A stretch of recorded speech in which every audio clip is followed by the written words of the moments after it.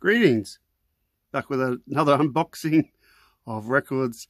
This one's from Recordmania in Sweden, so it's only a small one this time. I think I ordered 6. The sweet spot for postage, so it shouldn't take too long, but I thought there's enough in here to warrant an unboxing video. So let's do this. This could be tricky.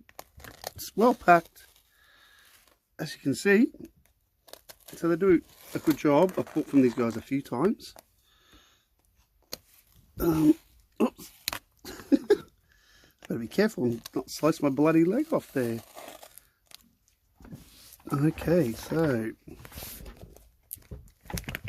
this is a tricky one. I'll try that there.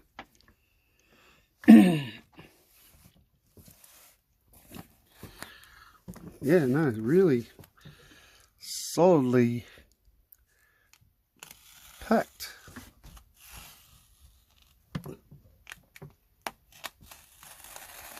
It's a bit tricky to get into this one, especially one-handed. Yeah.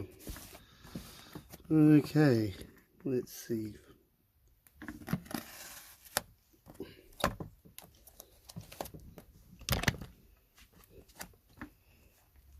Wow, okay. You can see, look how much reinforcement, which is great, especially when they send it all the way from Sweden.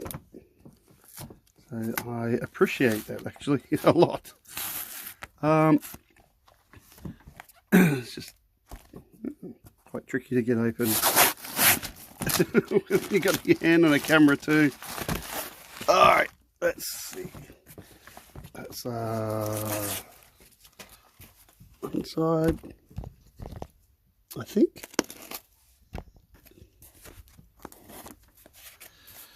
I guess I have to do it from this side. See, there's 2 sides here of the. Okay, it might be easy to do this side. Perhaps. Ah, well, there you go. Upside down.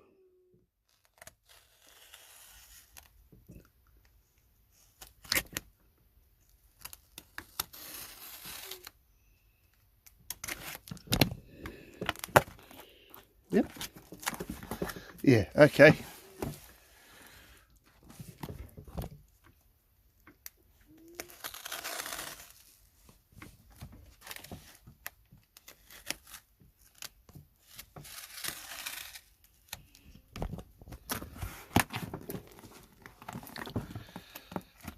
Oh, just missed a bit. Ah, well, there we go. There we go, peoples. There we go. All right. So, I'm hoping, I'll just lift this off. I'm hoping. Oh, I want to do that. So, yeah, you can see they do a really good job of packing this. So, just so there's no spoilers, I'm just going to lift this part. There's 2 bits of card. That's really good.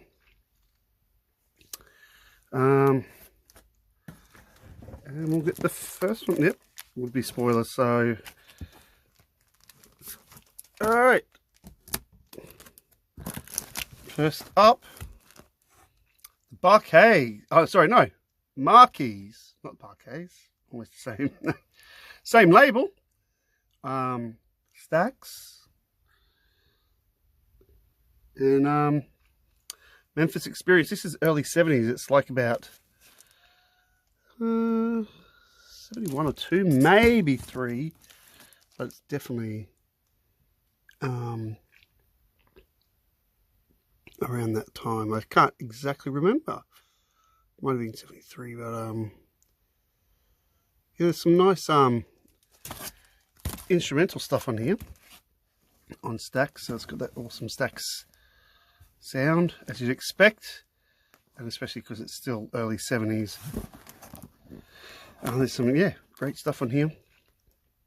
So I'm really happy to get that. Just a little bit of a punch out, but forget what condition they were saying. This might have been very good, or it might have been just very good.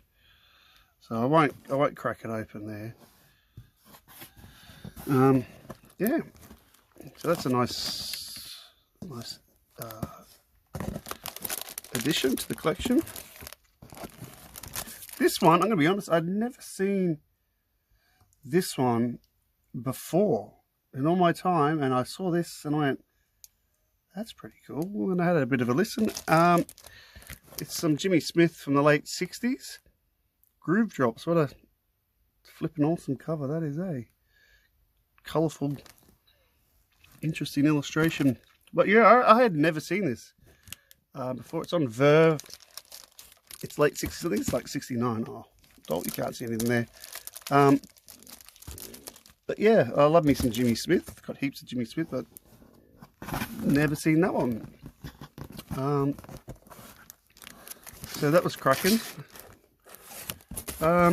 Next, now, this one I've seen on and off for years. Kind of dismissed it, and then I saw it really damn cheap. And I went, look, I'm going to have a listen, you know, pre-listen, because I was skeptical. And I was pleasantly surprised. I was like, oh, okay, it was not what I was expecting. It's Isaac Hayes, but it's Isaac Hayes Movement, you'll notice there. Not just Isaac Hayes, because it's actually his backing band by the time of this in 1975, I believe. And obviously it's the name Disco Connection that was the put-off. But having listened to it, you wouldn't really say it's very disco. It's more funk and kind of a bit blaxploitational soundtrack at the same time. And Isaac Hayes playing on it, I believe, but it doesn't sing. So yeah, it's a break from his other albums. Even though I believe he issued the album Juicy Fruit, is that what it's called? In the same year, maybe, which is a bit more disco as well. Oh,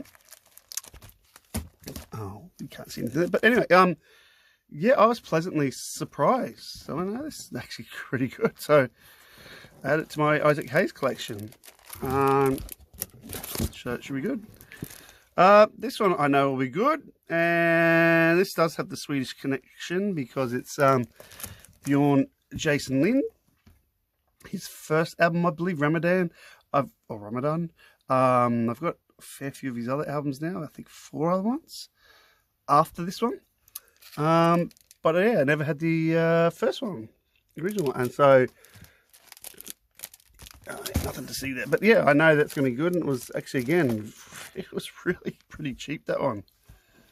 Because probably it came from the country it was made in, Sweden. So, yeah, I snapped that up.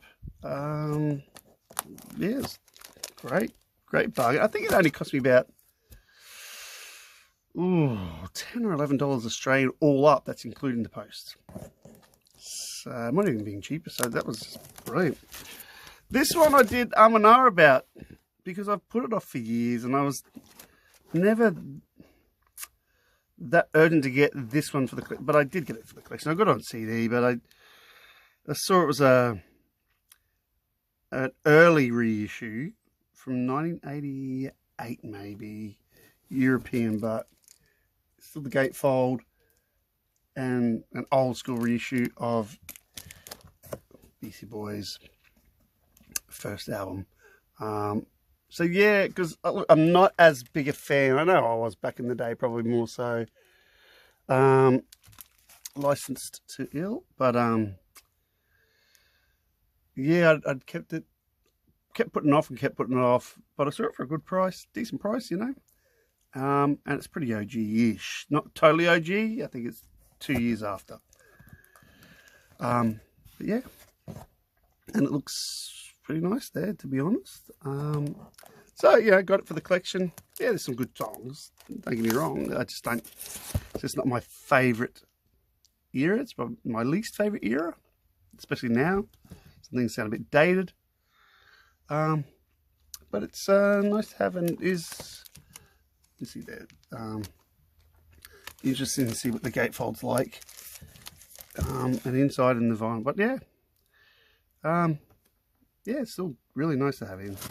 This one I got, I know it's not the best condition, but compared to other pricings I've seen of this, I thought, well, I'll grab it for the price and be done. Cloud 9 by the Temptations. I think it's 69 maybe. 1969. But yeah, there's some nice songs on here. You can see the conditions not the best, but it wasn't under very good condition. I think it was about very good. I don't know, there's some split seams.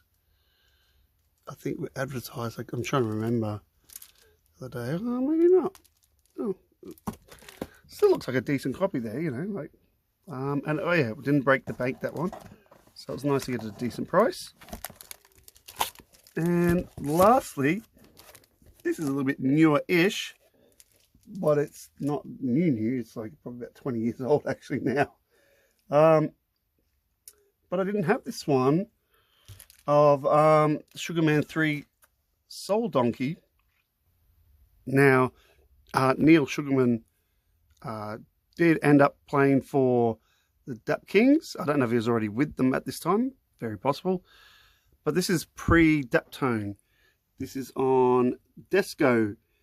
So this one is the original one, and it was later reissued, I believe, on Daptone Records. So this is really good to have, and it looks in, again, really good condition. Even though it's a newer LP, it's still 20 years old, and it had a really good rating on it, like condition rating. So that should be a cracker too, to add to the collection. Some nice sort of soul jazz stuff, small combo, and you know, groovy boogaloo-ish stuff too sometimes. Lots of fun, that one. But anyway, that's the latest haul. Thanks for watching.